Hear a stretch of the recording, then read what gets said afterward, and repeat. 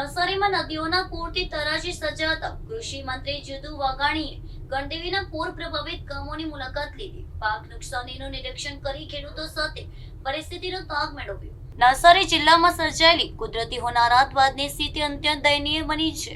જિલ્લાની 3 મુખ્ય નદીઓમાં આવેલા ભયાનક ઘોડા પૂરને કારણે ખાસ કરીને ગણદેવી તાલુકાના કાવેરી અને અંબિકા નદીના કાંઠે આવેલા ગામડાઓમાં પૂરના પાણી ફરી વળ્યા હતા, જેના કારણે ગ્રામજનોના ઘરોની સાથે ખેતીના પાકને પણ વ્યાપક પ્રમાણમાં નુકસાન પહોંચ્યું છે.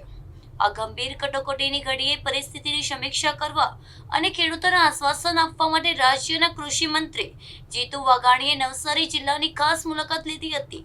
તેમણે ગણદેવી તાલુકાના અંબિકા નદી કિનારે આવેલા સાલેજ, સોનાવડી અને ગળત જેવા પૂર પ્રભાવિત ગામોમાં રૂબરૂ જઈને ખેતીમાં થયેલા નુકસાનનું સ્થળ પર નિરીક્ષણ કર્યું હતું અને સ્થાનિક ખેડૂતો સાથે પરિસ્થિતિ અંગે તાગ મેળવ્યો હતો.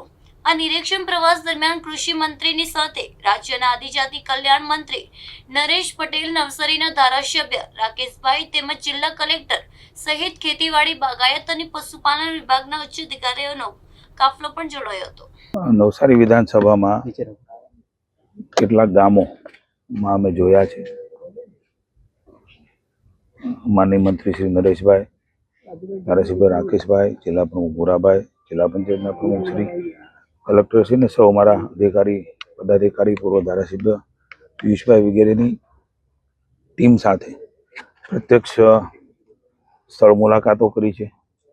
મકાન, બગીચા, પશુ, કાચા મકાનો, આ બધાની પરિસ્થિતિ એ પ્રત્યક્ષ જોઈ છે. માનનીય મુખ્યમંત્રી ભૂપેન્દ્રભાઈ ખાસ ગત કેબિનેટમાં સૂચના આપેલી અને કેબિનેટમાં નિર્ણય થયો હતો કે પ્રત્યક્ષ રીતે કૃષિ મંત્રી તરીકે બંને જિલ્લામાં જવું, બધું નિરીક્ષણ અને જે નુકસાની થઈ છે એ પણ પ્રત્યક્ષ નિહાળી છે. કલેક્ટરમાં મિટિંગ છે, એ મિટિંગ કર્યા પછી આપણે વિગતે વાત કરીશ.